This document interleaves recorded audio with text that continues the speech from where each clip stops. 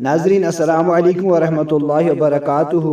आज हम एक सहाबी जिनका नाम हज़रत अब्दुल्लाह बिन हुज़ाफ़ा है रदियल्लाहु ताला अन्हु, उनकी इस्तिकामत का वाक़ा आपको सुनाते हैं कि आपके दिल में दीन इस्लाम की मोहब्बत कितनी ज़्यादा थी, जिसकी वजह से आपने अपनी जान दे दी लेकिन अपना दीन नहीं छोड़ा।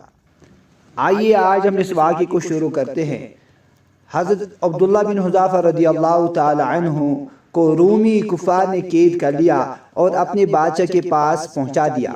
उसने आपसे कहा कि तुम नसरानी बन जाओ, मैं तुम्हें अपने राज में से शरीक कर लेता हूँ और अपनी शहज़ादी तुम्हारी निकाह में दे देता हूँ। सहाबी रदियल्लाहु ताला ने जवाब दिया कि ये तो क्या, अगर तू अपनी तमाम बादशाहत मुझे दे दे और तमाम अरब का राज भी मुझे सौंप दे और ये चाहे कि मैं एक आंख झपकने के बराबर भी दीन मोहम्मदी सल्लल्लाहु अलैहि वसल्लम से फिर जाऊं तो ये नामुमकिन है। बादशाह ने कहा फिर मैं तुझे कत्ल कर दूंगा।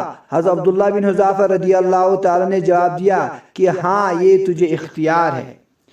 चुनांचे इसी वक्त हुक्म दिया और इन्हें स्लेब पर चढ़ाया गया और तीर अंदाजों ने करीब से बहुक्म बादशाह इनके हाथ पांव और जिस्म छेदना शुरू किया।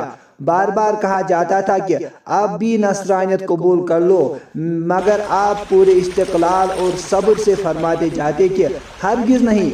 आखिर बादशाह ने कहा इसे सूली से उतार लो। फिर हुक्म दिया कि पीतल की देग खूब तपाकर आग बनाकर लाई जाए। चुनांचे वो पेश हुई। बादशाह ने एक और मुसलमान कैदी की बाबत हुक्म दिया कि इसे इसमें डाल दो। इसी वक्त हज़रत अब्दुल्लाह रदियल्लाहु ताला अन्हु की मौजूदगी में आपके देखते हुए इस मुसलमान कैदी को इसमें डाल दिया गया। वो मिस्कीन इसी वक्त मर गया, गोश्त पोश्त जल गया, हड्डियां चमकने लगी। फिर बादशाह ने हज़रत अब्दुल्लाह बिन हुज़ाफ़ा रदियल्लाहु से कहा, देखो अब भी हमारी मान लो और हमारा मज़हब कबूल कर लो, वरना इस आग की देग में तुम्हें भी डाल कर जला दिया जाएगा। आपने फिर भी अपने ईमानी जोश से काम लेकर फरमाया कि नामुमकिन है कि मैं खुदा ताला के दीन को छोड़ दूं। इसी वक्त बादशाह ने हुक्म दिया कि इन्हें चरखी पर चढ़ाकर इसमें डाल दो। जब ये इस आग की देग में डाले जाने लग के लिए चरखी पर उठाए गए तो बादशाह ने देखा कि इनकी आंखों से आंसू निकल रहे हैं। इसी वक्त उसने हुक्म दिया कि रुक जाओ। उन्हें आप अपने पास बुला लिया, इसलिए कि उसे उम्मीद बंध गई थी कि शायद इस अजाब को देखकर अब इसके ख्यालात पलट गए हैं, मेरी मान लेगा और मेरा मजहब कबूल करके मेरी दामादी में आकर मेरी सल्तनत का साजी बन जाएगा। लेकिन बादशाह की ये तमन्ना और ये ख्याल महज बेसूद निकला।